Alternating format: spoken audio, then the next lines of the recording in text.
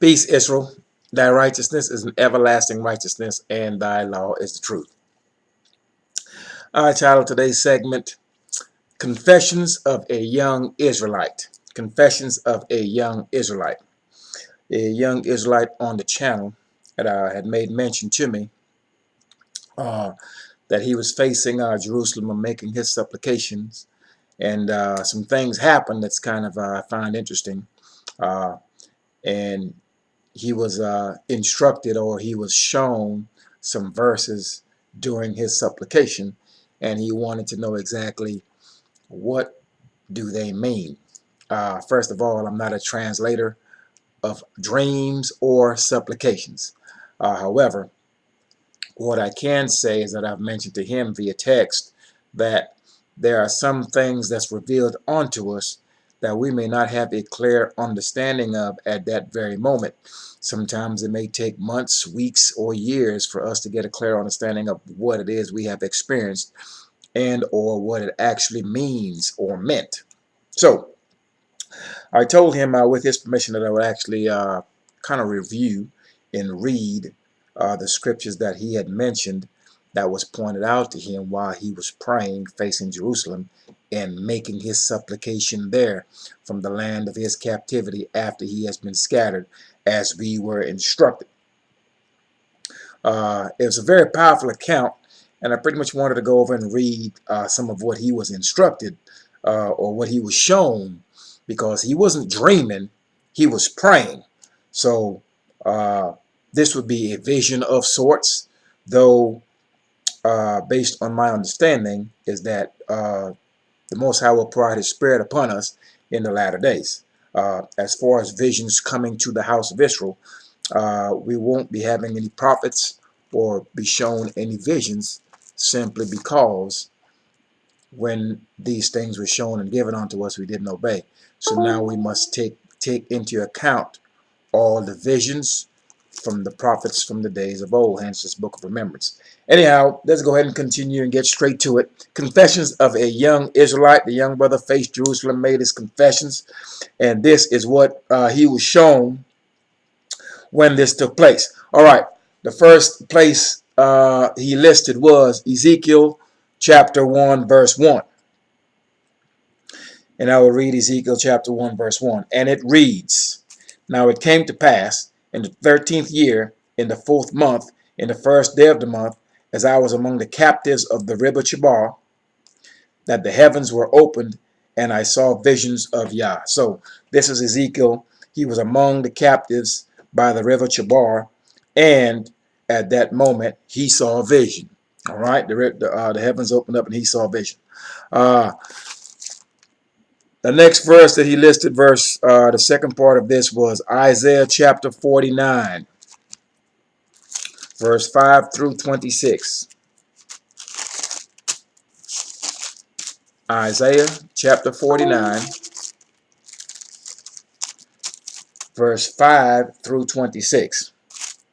In Isaiah chapter 49, verse 5 reads, And now saith Yah, that formed me from the womb, to be his servant, to bring Jacob again to him. Though Israel be not gathered, yet shall I be glorious in the eyes of Yah, and my strong one shall be my strength. And he said, Is it a light thing that thou shouldest be my servant, to raise up the tribes of Jacob, to restore the preserved of Israel? I will also give thee for a light to the Gentiles, that thou mayest be my salvation unto the end of the earth. This is the house of Israel. We will be given as a light to the Gentiles. We have to teach them this law, because they do not know it, hence the unrighteousness that you see in the earth, because they have the dominion of the earth today. Verse 7, Thus saith Yah, the Redeemer of Israel, and his Holy One, to him whom man despiseth, to him whom the nation abhorreth, they hate the children of Israel. To a servant of rulers, kings shall see and arise, princes also shall worship, because of Yah that is faithful, and the Holy One of Israel, and he shall choose thee. We were chosen from the start as the house of Israel. We were chosen to do one specific task, to bring and to teach the Most High's righteousness to all the nations or the families of the earth. That is the purpose of the children of Israel. We are a nation of priests. Verse 8. Thus saith Yah, in an acceptable time have I heard thee. So he certainly has heard your supplication.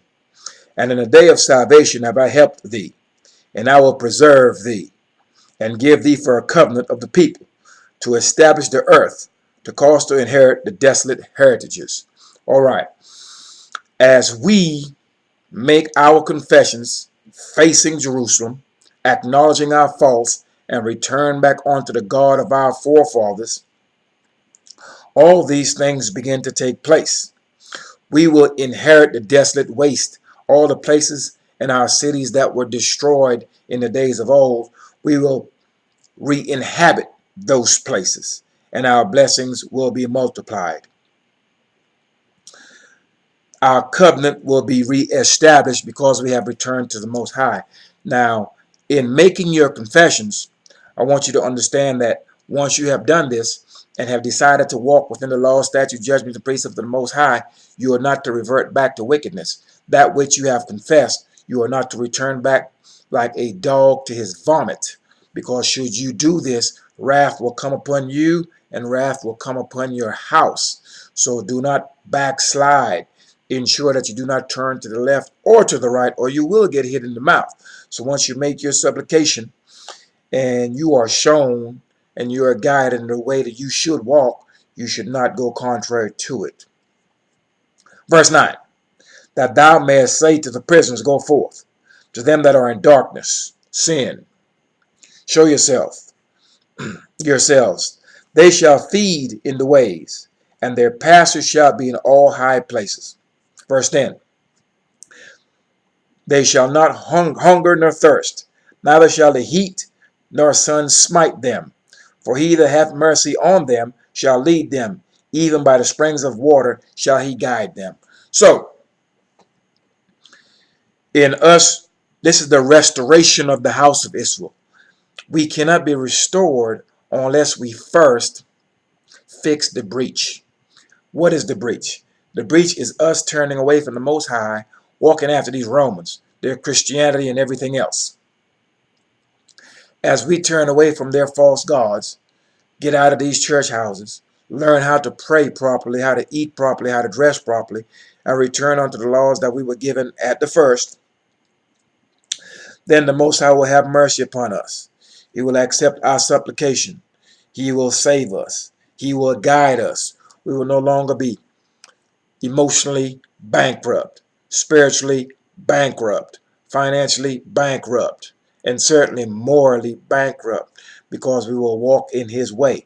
Okay, so we won't be hungry, thirsty, and all the desperate situations that we see right now, and the despair within the house of Israel scattered throughout the earth. We will not be experiencing what we're experiencing now once we return back unto him. Verse 11, and I will make all my mountains a way, and my highway shall be exalted. Behold, these shall come from afar, and lo, these from the north, from the west, and these from the land of Sinim. Sing, O heavens, and be joyful, O earth, and break forth into singing, O mountains, for Yah has comforted his people, and will have mercy upon his afflicted. He has comforted us, he will have mercy upon us, but that's not happening until we return back onto his law. But Zion said, this is what we say, Yah hath forsaken me, and my strong one has forgotten me. So we're in this land, in these many lands, wasting away, pining away, walking after JC and all the other madness, the Christmas, the holidays, and 4th of July, and all this other foolishness. Okay? We're walking after all of these things, and we're thinking that the Most High have forgotten us, and he has forsaken us. Verse 15, can a woman forget her suckling child, that she should not give compassion on the sons of her womb? Yea, they may forget, yet will I not forget thee. So the Most High is saying that he has not forgotten us. Okay, so therefore we may be in despair right now.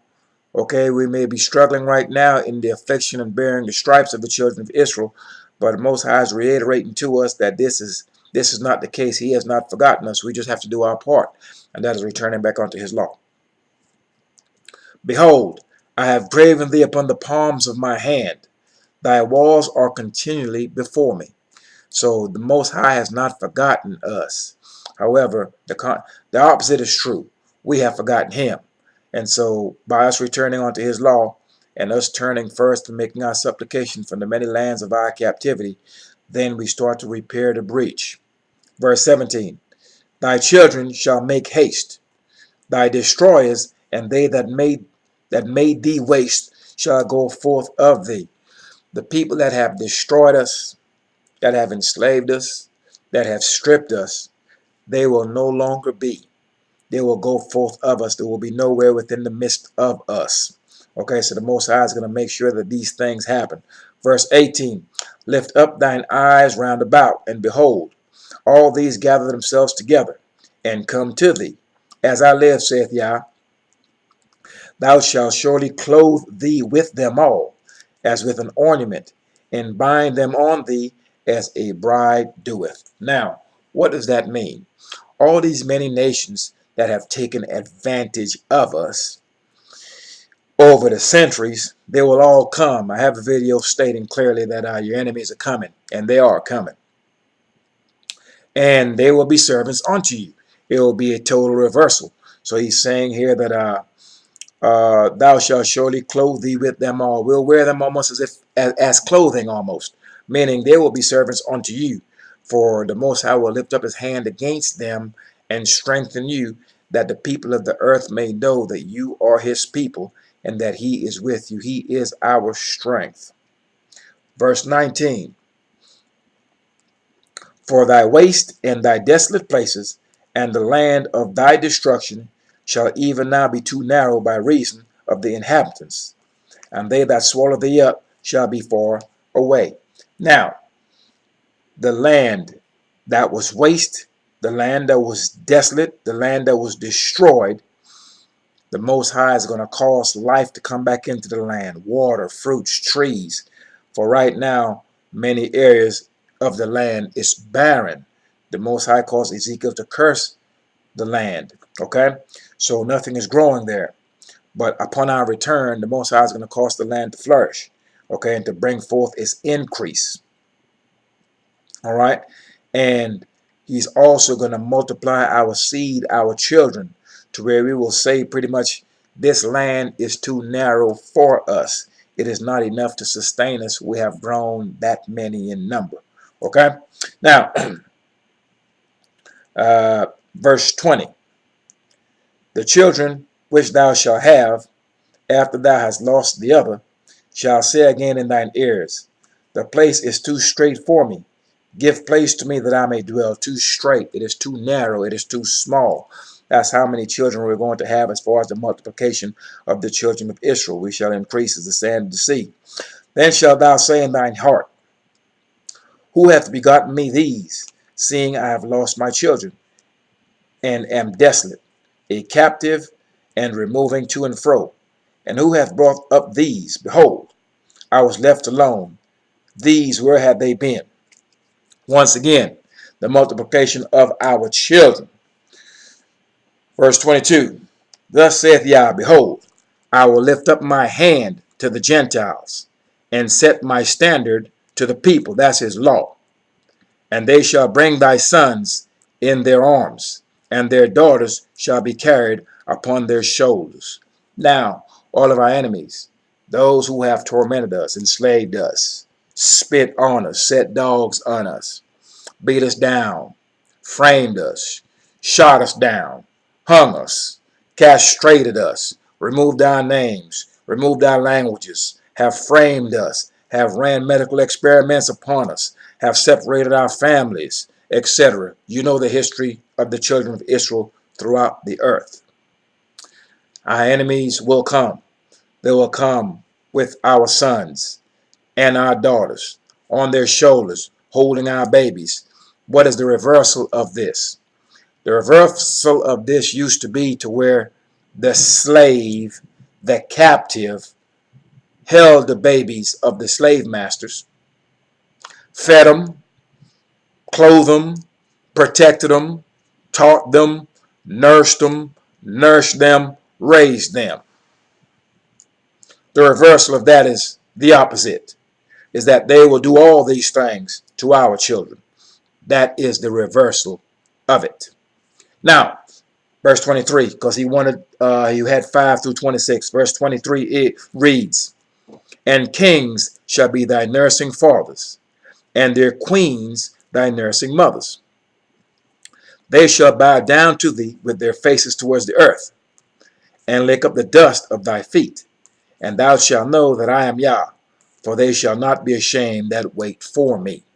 So this is the reversal to where all these kings, i.e. would be presidents and prime ministers of all these nations, and all of our tormentors, these are going to be our nursing fathers and our nursing mothers. They will be servants unto us, and they will lick up the dust of our feet. Okay, so this is going to be a reversal that's going to shock the entire earth. Okay, but we are not going to be shocked by this because we're telling them what is to come. All right, so they will know clearly exactly which way they are to walk. For this same situation had happened in reverse in times past, and it's still happening now because we are the bottom of all these nations. So we should not be ashamed for those who wait on him, meaning we're to turn to this law and to put away the idolatry of these nations, and we wait for the Most High to move. Verse 24, "Shall the prey be taken from the mighty, or the lawful captive delivered? But thus saith Yah, even the captives of the mighty shall be taken away, and the prey of the terrible shall be delivered.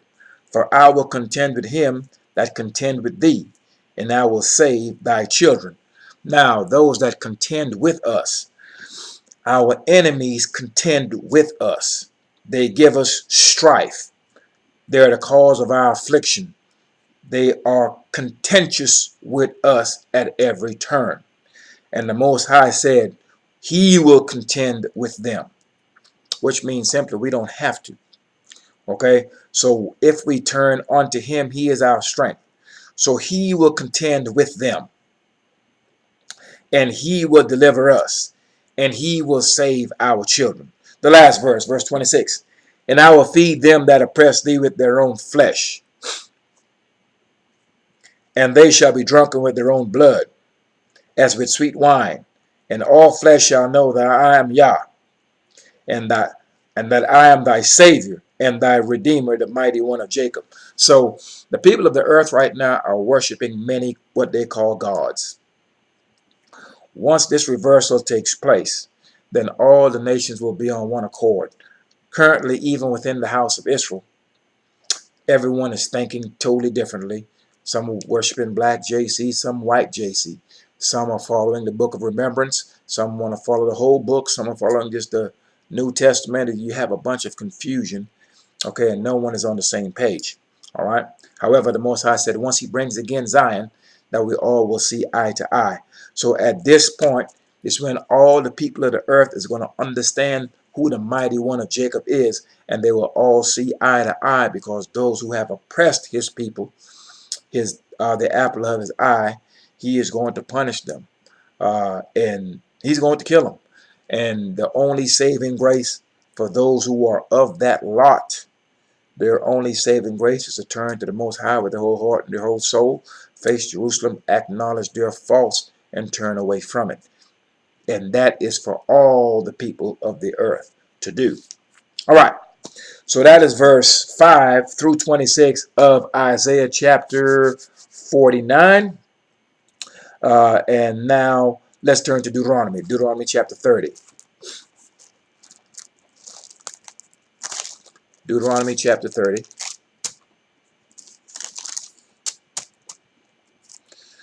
All right. Deuteronomy chapter 30, and what he was shown during his supplication was verse 15 through 20. So let's read that.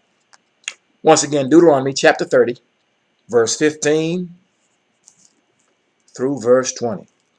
And verse 15 of Deuteronomy chapter 30 reads, "See, I have set before thee this day life and good, and death and evil." That's this law.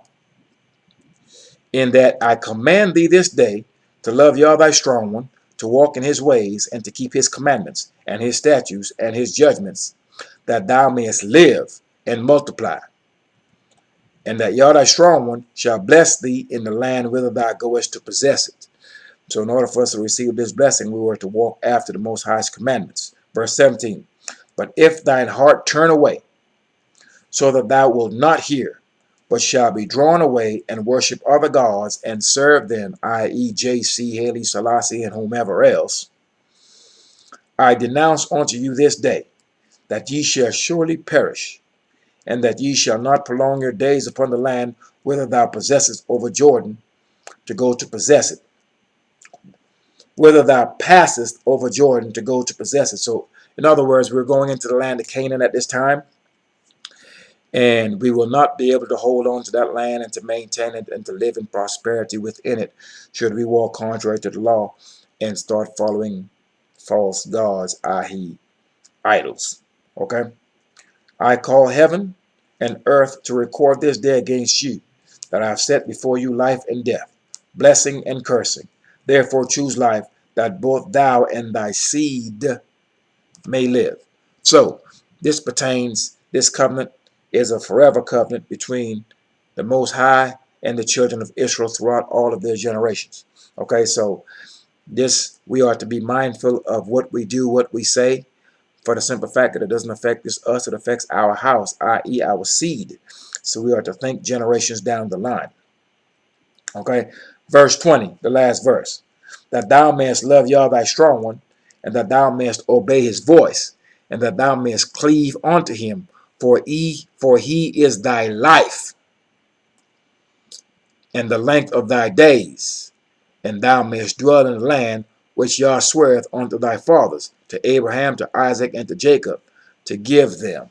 So, the Most High is our life.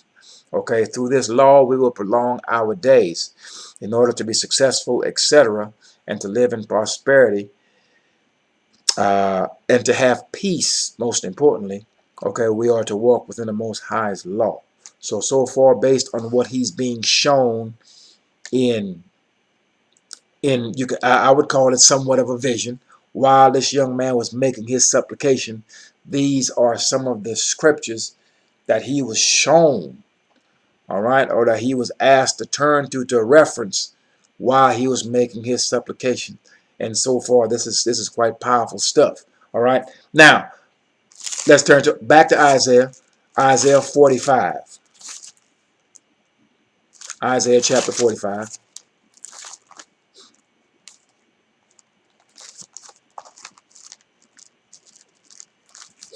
All right, Isaiah chapter 45, and right here he has verse 25, and that's it. So let's read verse 25 of Isaiah chapter 45. All right, Isaiah chapter 45, verse 25 reads, In Yah shall all the seed of Israel be justified, and shall glory. All the seed is the offspring. They shall be justified based on them turning to the law. They will see the fruits of it, and shall glory. The children of Israel are the glory of the Most High.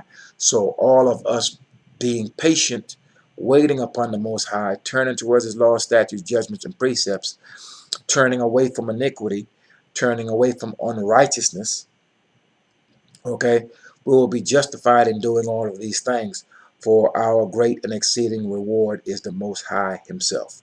Okay, Psalms 119, 143.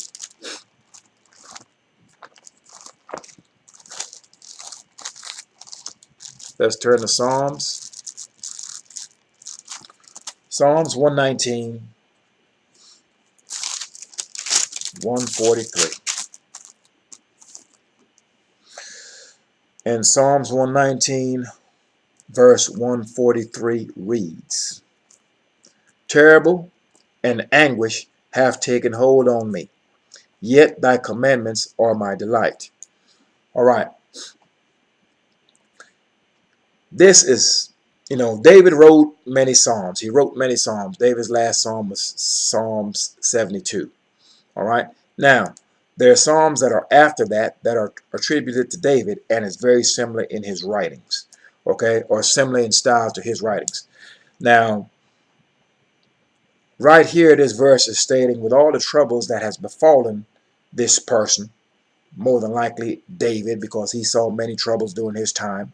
Okay, yet though all these things are happening to him, okay, his delight is the most highest commandments, and that is to be the same for us as we turn to them and do that which is right in his sight. Okay, we will find comfort in that. Okay, so that is to be understood for all the children of Israel and all the inhabitants of the earth. Now let's read Psalms 119, 142 while we're there. Psalms 119, 142. And you should know this if you've been at this channel for any amount of time. Thy righteousness is an everlasting righteousness, and thy law is the truth. Very simple. Thy righteousness, that's his law, is everlasting. It is righteousness. His law is the truth. The truth is the law is righteousness. They're one and the same. They're synonymous. So what we have to understand, if we seek in truth, we seek in righteousness. If we seek in righteousness, we're seeking truth. If we're seeking truth and or righteousness, we're seeking the Most High's law. Most importantly, we are seeking, also I want to say, righteousness, justice, truth, law, all the same thing. So if we're seeking righteousness, we're seeking justice. Justice is truth. Truth is righteousness. Righteousness is the law. They're all synonymous. Now, where our problem has been for us, we are seeking righteousness, or we're seeking justice, which is righteousness, while being unjust. And that presents a problem for the children of Israel. We will find righteousness in the earth and within the many places where we dwell when we clean up our act first. Because we must remember that two cannot walk together lest they be agreed. So the Most High's righteousness, he ensures that righteousness is done to the righteous, and the unjust are punished. You're not coming before the Most High walking in unrighteousness, asking for justice. It doesn't work that way. So for us to find justice within the earth and justice among these many nations where we dwell, i.e. reparations and whatever else, we can certainly get all of those things. However, we cannot come to the King, the Most High Yah. We cannot come to him unclean, unjust, and walking in unrighteousness and ask for righteousness. It doesn't work that way. So once we clean up our act and we turn towards his law and walk in his righteousness, then we are walking with him. Now we can ask him to charge those who have been unrighteous towards us. And then we can see some retribution for all that's been done to us, so to speak. But we cannot come before him walking in unrighteousness, nowhere near his law, and say, hey, Most High, we'd like you to kind of, deal with these people that's dealing unjustly with us when we are dealing unjustly with him. I hope you all can understand how that works. All right. So we've read Psalms 119, 142. Now, the next verse that he has on there would be Malachi 3:6, and we should all know that by heart, but I'm going to go there and read that anyway. All right. That will be understand that the Most High is not some kind of a switcheroo type to where you can say this today and say something totally different tomorrow. It doesn't work that way. The Most High changes not. All right. 1 second. All right. Get to Malachi.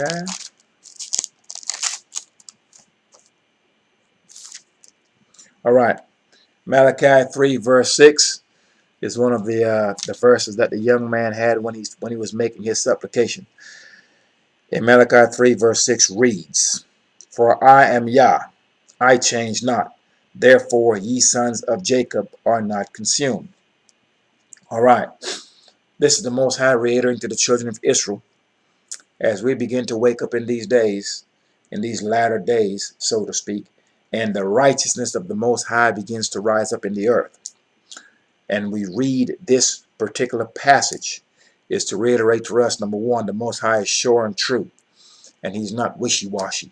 He doesn't tell us his son is Israel, being us, and then someplace else he tells us his son named JC or some other craziness like that.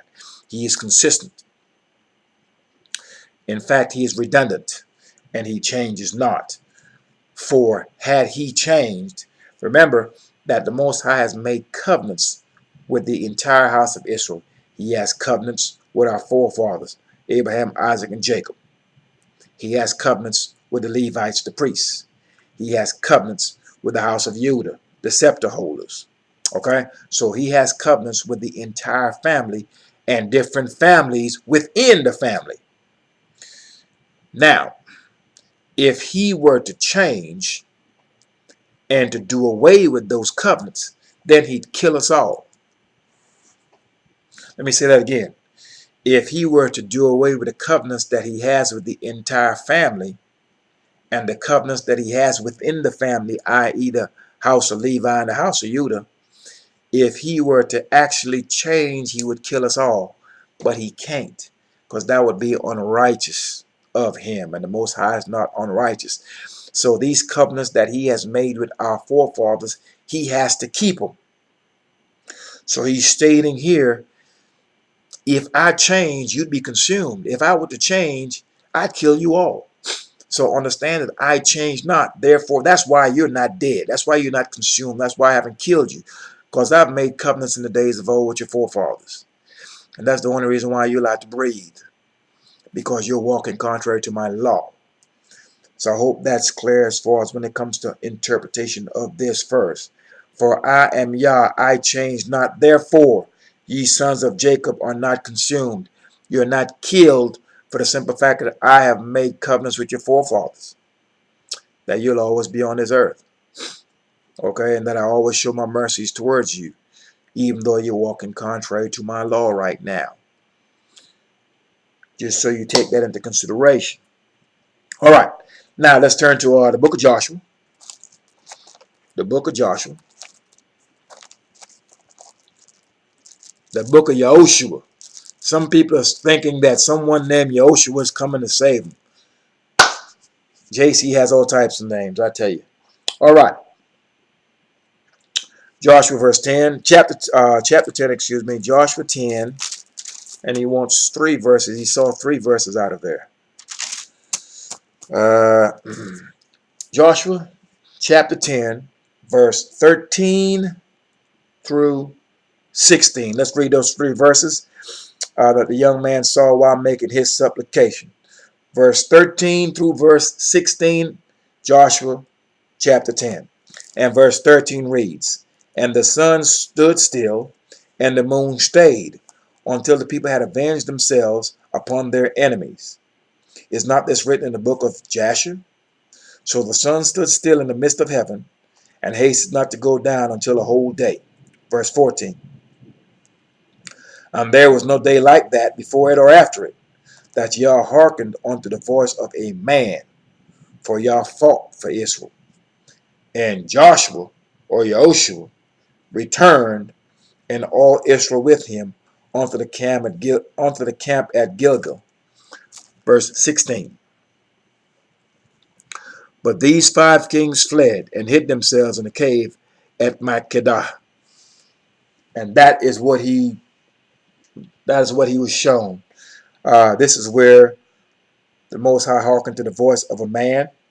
It is stated clearly here that this has not happened.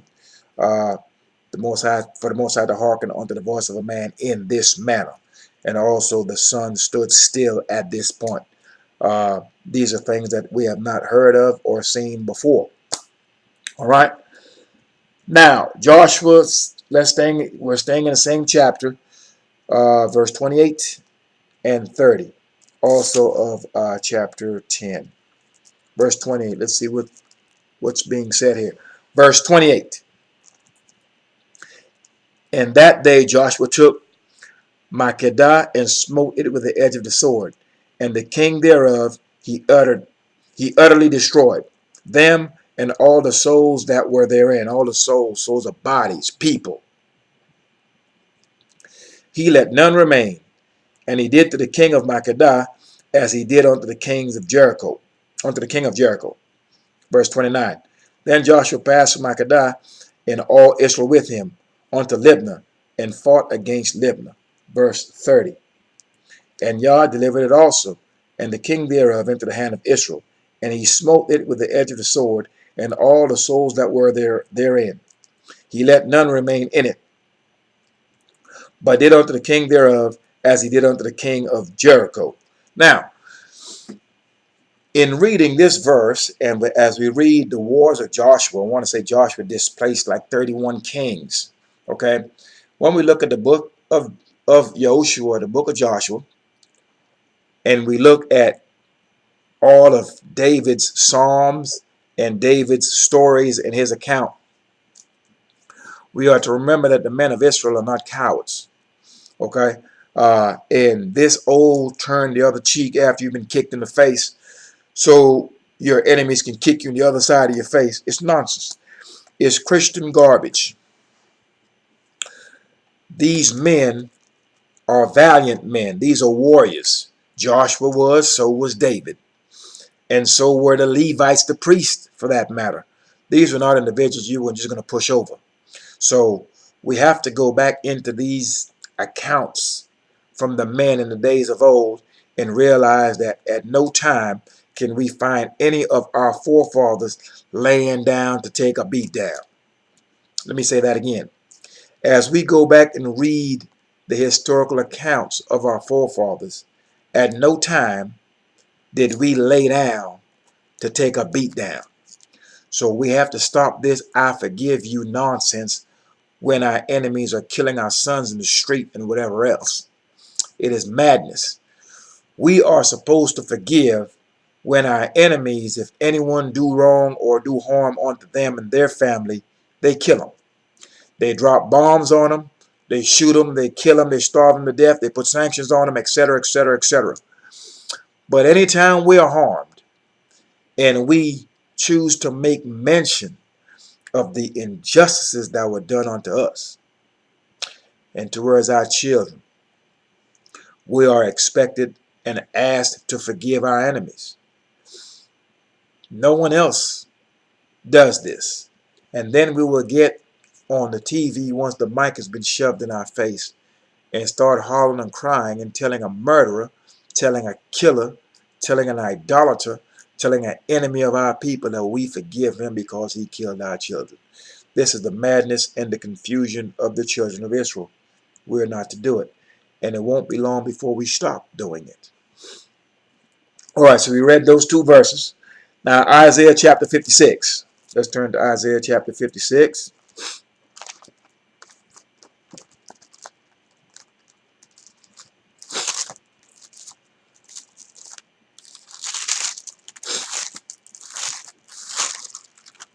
Isaiah 56. In Isaiah 56, he wanted to read verse, he was shown, and I'm reading verse 1 through 2. Isaiah 56, and he was shown verse 1 and verse 2, so let's see what that says. Verse 1 of Isaiah chapter 56 reads, Thus saith Yah, Keep ye judgment and do justice, for my salvation is near to come, and my righteousness to be revealed. All right. His righteousness is this law. So, what has happened with the house of Israel, we have long, like in the days of Josiah, when Josiah became governor, the book of the law was read to him. And he realized right away and right then, oh my goodness, we have been walking contrary to all this instruction. For apparently, before his time, no one was walking after the law. And it was not uttered. It was not enforced. It was not done. Okay, so what's happening as we're reading this, okay? The Most High is reiterating his salvation is near to come and his righteousness to be revealed. Now his righteousness is being revealed within the earth. That is the uprising or the rising up of righteousness, the asking for justice, all right, for fairness, for equity. Okay, so as we start seeking justice, righteousness, equity. As we start seeking these things, then the Most High's law is revealed unto us. So what is happening now is his righteousness is being revealed to the children of Israel and the inhabitants of the earth as a whole. Hence this channel that's really pushing, teaching, and encouraging the house of Israel and the strangers of the earth to return unto the Most High's law. So therefore his righteousness is being revealed. His righteousness is this law. Verse 2. Blessed is the man that doeth this, and the Son of Man that layeth hold on it, that keepeth the Sabbath from polluting it, and keepeth his hand from doing any evil. What is evil? Evil is anything that contradicts the Most High's law. So if when you read the Most High's law, he states clearly what you are to do, what you are not to do. As a matter of fact, he just tells you what you're not to do, period. This is what I want done. Anything other than that is evil. Is contrary to the Most High's law. Now, it reads here specifically in verse 2, blessed is the man that doeth this. This goes for the house of Israel. This also pertains to the stranger. That way, people who are of other nations are not to be discouraged by this at all. All the inhabitants of the earth are to turn to Jerusalem, lift their hands in prayer, acknowledge their faults, turn to the Most High and his law. There you will find peace. There you will find his righteousness. There you will find his protection, regardless of your nation. Okay? The man that take a hold of this, a man that keepeth the Sabbath from polluting it. The Sabbath just finished. It's currently 9:42. The Sabbath finished about, I want to say about 20 minutes ago. It got dark here on the East Coast. Okay? I was at home. I was at rest, doing all the things that the Most High commanded on his Sabbath day. So we are to take the Sabbath. You're not to be working for anyone on the Sabbath day. On the Sabbath day, it states clearly, let every man remain within his dwelling. Your dwelling is your home. So on the Sabbath day, you're to be at home. You're to be at rest, reading, maybe meditating. You may be sleeping. But what you're not doing, you're not working. You're not discussing things that's outside of this law, because the Sabbath day is a holy day. So if you are a stranger, you are to keep the Most High Sabbath. It is a holy day. You're not to be working and talking about things that's outside of the realm of the Most High's word and his law. You do that on any other day.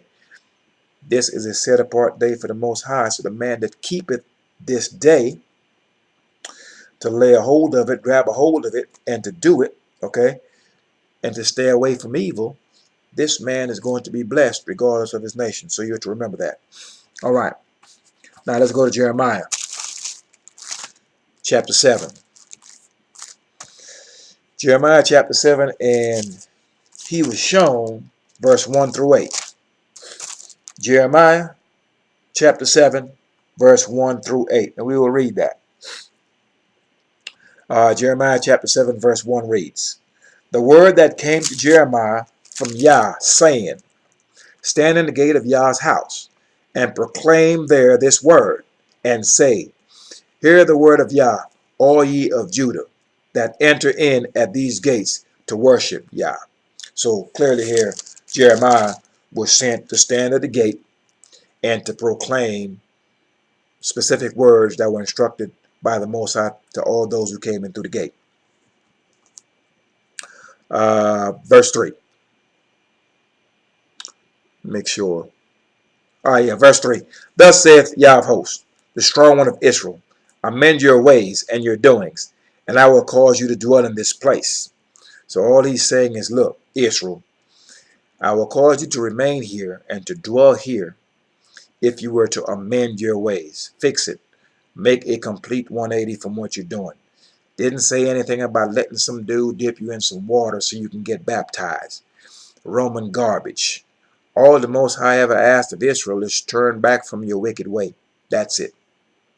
Never told you to get baptized or get christened or anything, any nonsense like that. Turn back from your wicked way and I will heal you. Simple as that. Verse 4. Trust ye not in lying words, saying, the temple of Yah, the temple of Yah, the temple of Yah are these. Verse 5. For if ye For if you thoroughly armed your ways, amend, if you thoroughly amend your ways and your doings, if you thoroughly execute judgment between a man and his neighbor, if ye oppress not the stranger, the fatherless, and the widow, and shed no innocent blood in this place, neither walk after other gods to your hurt, then will I cause you to dwell in this place, in the land that I give your fathers, forever and ever. Behold, ye trust in lying words that cannot profit. Okay, so if we thoroughly execute judgment, if we thoroughly will walk after the Most High's word, that's completely, not doing it halfway. All right. If we were to do this, if we were not to oppress the stranger, all right. So therefore, the stranger have done harm to us in the many lands, because we are in the land of strangers right now. All right. We were instructed that while we were in the land that the Most High gave unto us, that we were not to oppress strangers, we were not to oppress the fatherless, we were not to oppress the widow, and we were certainly not to shed innocent blood in that place. That's called murder. Excuse me. Neither were we to walk after idols. To do any of these things would be to our hurt. Rough translation, it would be to our destruction. It will be to our demise. Okay. He said, if we were to not do these things, then he would cause us to dwell in this place, unto the land that he gave unto our forefathers forever and ever. Now, if the Most High gave our forefathers some land that we were to dwell in forever and ever is infinite. You understand? Forever and ever is infinite, where our children will dwell in that land. How you figure you're going to heaven? How you figure you dying and going to heaven? How you figure that? When there's land here on the earth, the land that the Most High had prepared for the children of Israel is the land of Canaan, which is also known as Israel. And we were given a land that our generations will dwell in it forever and ever. So you are not going to heaven in the sky after you die. No place. It is not happening. All right. Now, so we've read 1 through 8. We are to thoroughly follow and walk after the Most High's law. In other words, we are to wholeheartedly do this. We're not to turn to the left or to the right. And by doing these things, by walking after his law, we will be able to maintain our inheritance. But we first must bridge the gap or repair the breach. Okay, and we do that by doing what this young man has done, by simply returning back unto the law, statute, judgment, and precepts of the Most High, and making our supplication towards that place where that house was and where that city is that the Most High chose to lay his name. Now, let's back up one chapter to Jeremiah chapter 6. And he has here verse 1 through 4. Verse 1 through 4 of Jeremiah chapter 6. Jeremiah chapter 6, verse 1 reads, O ye children of Benjamin, gather yourselves to flee out of the midst of Jerusalem, and blow the trumpet in Tekoa, and set up a sign of fire in Beth Hasarim. For evil appeareth out of the north, and great destruction. I have likened the daughter of Zion to a comely and delicate woman. How many verses you want here? 4 of them. Okay. The shepherds with their flocks shall come unto her. They shall pitch their tents against her round about. They shall feed every one in his place. Verse 4. Prepare ye war against her. Arise, and let us go. Let us go up at noon. Woe unto us, for the day goeth away, for the shadows of the evening are stretched out. All right. The daughter of Zion is likely to a comely, or likened to a comely and delicate woman. This is the daughter of Zion. This is our women. The children of Benjamin are knowing here clearly that enemies were coming against us. Now, the only time that we have our enemies coming against us in any way, shape, or form is when we're not walking in the ways of the strong one of Israel, i.e., if we are walking outside of this law, that is how Jerusalem come under siege. That is how our enemies, people of the other nations, will put us on the siege, beat us in war, take us away, scatter us into many nations. And that is how we lose our names, our heritage, the possession of land. This is how we lose our children. And this is how we lose the understanding of the Most High's law. Most importantly, once we were taken away into these many lands, we lost ourselves. We had no idea who we were. We had no idea who our God is. And if we have no idea who our God is, we are powerless, for we do not know which is the correct way to turn or who to turn to, as a matter of fact. Okay, so this is us being under siege, Jerusalem being under siege, the children of Benjamin dealing with that hardship when Jerusalem went on the siege. All right, now let's turn to Jeremiah chapter 5, verse 14 only. Jeremiah chapter 5, and he's shown here verse 14. And verse 14 of Jeremiah chapter 5 reads, Wherefore, thus saith Yah of hosts, because you speak this word, behold, I'll make my words in thy mouth fire, and this people wood, and it shall devour them. All right. The words of the Most High is fire. It burns them up. As you continue to strengthen yourself in this law, first of all, not just talking it, doing it, then you will come across those of the nations, you will come across those of Israel who don't walk in this law no way, no how. And when you start speaking of this law and telling them where to look, not telling them what to see, just tell them where to look. Let them with their own eyes determine what they see. And you are walking in righteousness, they can't stand you. They cannot come up against you, so therefore they flee. And when they see you coming, they will go the other way. For the idolaters of these many nations, they are quick to take JC and the other nonsense that they've been taught by these Romans and push it upon those who are not knowledgeable of this book. Push it upon those who are not walking in this law.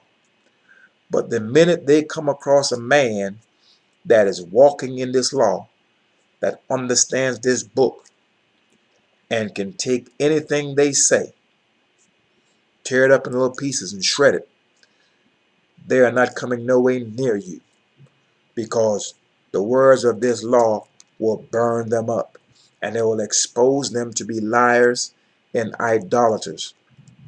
Moreover, as you get into this law, you can expose them for not understanding this book at all. And then you can look at their behavior and show them clearly where they do not observe any of the Most High's law. First of all, they don't keep the Sabbath. That's one simple place to start. So once you start to expose them in that regard, it's like fire. It burns them up. No one runs into the fire.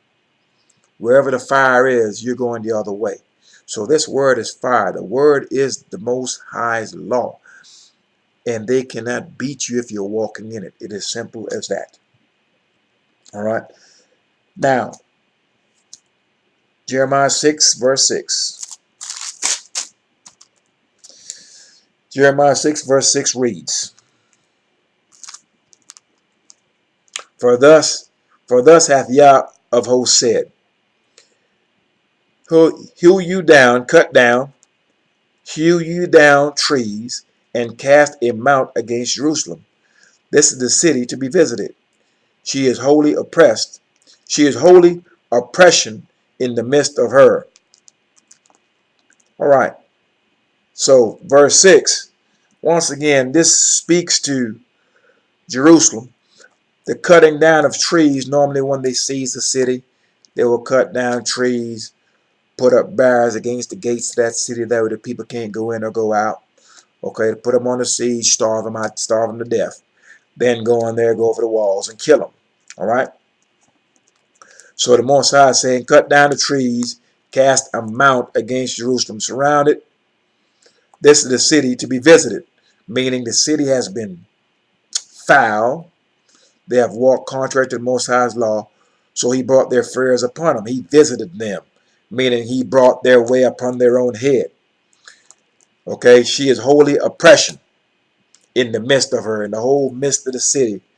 The oppression, we had Israelites who are not walking after the Most High's law, Israelites who are taking bribes, Israelites who are partaking in crime, not keeping the Sabbath, selling on the Sabbath, doing all manners of evil things. Absolute oppression going on in the midst of her, in the midst of that city. No kindness was being shown to the widow. No kindness was being shown to the stranger. No kindness was being shown to the orphans, etc. Everyone was going and doing their own way and forsook the law of the Most High. And so oppression was in the midst of the city. And thus the Most High caused their fears to be brought upon them by bringing their enemies against them. All right, now, the very last one, Jeremiah chapter 7, verse 28. Jeremiah chapter 7, verse 28. And 28 reads, but thou shalt say unto them, this is a nation that obeyeth not the voice of Yah their strong one, nor receiveth correction. Truth is perished, and is cut off from their mouth. All right. That concludes the many verses that this young man was shown when he was making his supplication towards that house, towards that city. Now, in this last verse, it says clearly, thou shalt say unto them, this is the nation that obeyeth not the voice of Yah. In other words, our people will not walk after the laws, statutes, judgments, and precepts that we were given at the first. So our people are just not going to do it, have not been doing it. But now you're getting an uprising of righteousness in the earth, and we are doing it, and we are teaching it. We did not receive correction. Truth is perished. What is truth? Truth is righteousness. What is righteousness? Righteousness is the law. So the law has perished, meaning it was not taught. Many people at this channel for the first time is hearing about the laws, didn't know anything about it. Okay, so it perished. It was put on the foot. It was thrown behind the back. Okay, and it's cut off from their mouth. No one was talking about the law. No one knew the law. No one cared anything for it. All right. So now in the many nations of our captivity, what we are doing, we're doing the opposite of this. Instead of not obeying it, now we're turning to it. Because now we're seeking justice. We're tired of the oppression. We're tired of the affliction that the Most High has put upon us for centuries. So now we're seeking justice. We're seeking righteousness. We're trying to find a way out of this beatdown that we've been taking. And as we do so, the first stop is the Most High's law. Because that is the only place where we will find peace. It's the only place where we will find justice, equity, righteousness. That is this law. Okay? So it has been cut off from our mouth. No one was speaking the Most High's word. No one was keeping the Most High's Sabbath. Okay? And now we're doing these things. We're encouraging those around us to do the same. And we're asking them to look into this book and to look at these laws and to read them and to consider them.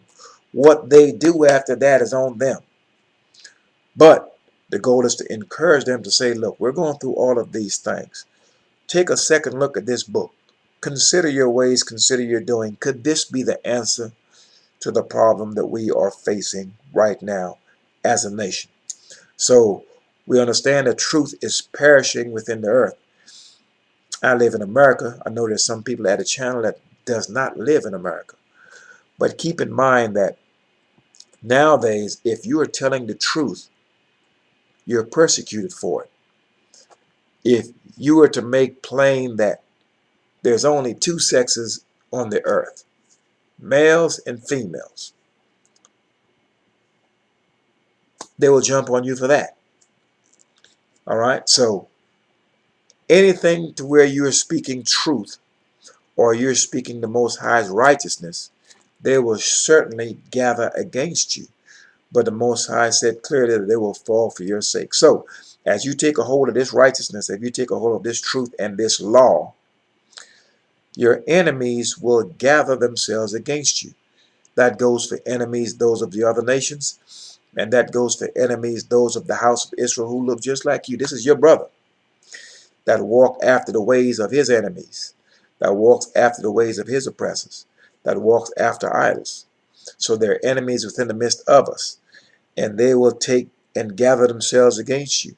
But the Most High said clearly they will fall for your sake. Now, in conclusion, these are some very, very powerful verses here that this young man was guided to or led to read or to write down during his supplication. On the last video that I made, he kind of laid out exactly what transpired or what was happening to him while he was making his supplication. He said that his feet felt like they were glued to the ground. He couldn't move them. Felt like there was a warm sensation going down his neck. He couldn't open his eyes because it felt like there was some crystals or something of that sort holding him together. He certainly was fearful and afraid during the whole experience, and rightfully so, because many of our forefathers, when they encountered angels or dealt with such a situation, they became fearful. And that is obvious because you're dealing with something that's more powerful than you and you have no control of it. That will cause fear to enter into the heart of any human being. So I certainly understand that part of it. But, you know, I felt it. I felt the story to be compelling and interesting enough to where I figured I would actually come and read these verses and give a commentary on it. Now, I cannot tell you what any of this means. All I can tell you is you're on the right track. You've turned to the Most High. You've confessed your faults. You've confessed your sins, facing Jerusalem and acknowledging your faults. That is one of the things that we're instructed to do. We were instructed to do once we were scattered into the many lands of our captivity. We were to find out where Jerusalem is, turn and pray. So you're on the right track. Why? Number one, you know how to pray. You know exactly where to face when you pray. You have done that which is expected of you and that which was commanded, that we would turn and confess our faults and our sins and do that which is right in the sight of the Most High. All I can encourage you to do is to continue to do it. That which you do not understand right now, you continue to walk on this path, the Most High will make it clear to you. So I cannot give you a translation of what any of that means. All I can tell you is you are on the right track. Continue to walk the straight and narrow of the Most High's law, statutes, judgments, and precepts, and that which you seek, He will make plain unto you. It's not fast food service. Everything is not explained and given to you up front. The more committed that you are to this law and walking in it, the more and more He will reveal to you and increase your understanding. Now, as you gain that, as you gain a better understanding of this law, and you are shown different things, because there are many different levels of understanding. And as these things are shown to you, what you are to do, you are to pick up this mantle. You are to start to teach this word, and you are to give an account of what you have experienced, because I guarantee you this, you are not the only one that have experienced something like this, that have turned and faced Jerusalem and confessed their faults. I'm certain there are others. So I commend you on the fact that from your photo, you seem to be a very young guy.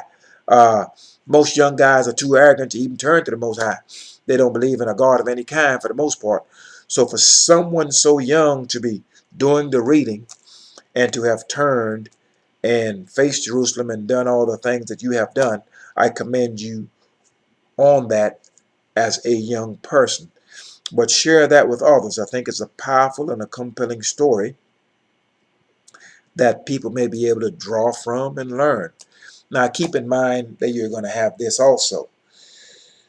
Regardless of one's faith or religion, remember that we were not given religion, we were given laws. Okay? All the other, what you call religions, religions are man-made. The house of Israel is not a religion, it's a family that were given a specific set of laws by the Most High. Keep in mind that the Roman, aka the Christian, regardless of his denomination, the Arab, who is a Muslim, the Indian, who is a Hindu, the Rastafarian, and whomever else, to the man that's in the forest worshiping a lizard. They all have an account where they can say, hey, my God did this for me, or I saw that. Everyone has some kind of account to where they can say their God is God. However, as we have read, the Most High will make it plain to all the inhabitants of the earth exactly who He is and who His people are. As He lift up Himself, it will be made plain. That way, those who are walking in darkness will be able to see the light, i.e., those who have taken a hold of vanity and does not know it, they will be shown, hey, look, you are in error and this is the way to go. And they will be given that final chance to make a decision in which way that they should walk before they are destroyed. So, we're going to see what's what, regardless of how this goes, regardless of whether you believe in the Most High or you believe in something else. Everyone is going to get a chance to see exactly which way to go and to make a decision on which way they are to go. So, continue to walk in the Most High's laws, statutes, judgments, and precepts. Okay, I felt, like I said, once again, I felt it compelling to share this story because I think it's powerful coming from a young person. Okay, and in time, I have, like I said, you're on the right track. I have no answers for you. All I can say is you are on the right track. Continue to do it, and I can do nothing but encourage you in the Most High's word. I do not know everything. No one does. And anyone that tells you he knows everything, you got to keep an eye on him, because the only person that knows everything is the Most High. I'm not him. I'm just a servant of the Most High. And clearly, you being shown what you have been shown, you also are a servant of the Most High, and you must be doing something that's right in His sight for any of what you have mentioned to take place. So strengthen yourself in that, and those of you who have listened to this message and are in the Most High's word, you continue to strengthen yourself in it also. So that concludes my commentary and the reading of Confessions of a Young Israelite, a young man who faced Jerusalem, made his confession, made his supplication, and the Most High poured out His Spirit upon him and caused him to see these verses. Powerful stuff. All right. Thy righteousness is an everlasting righteousness, and thy law is the truth.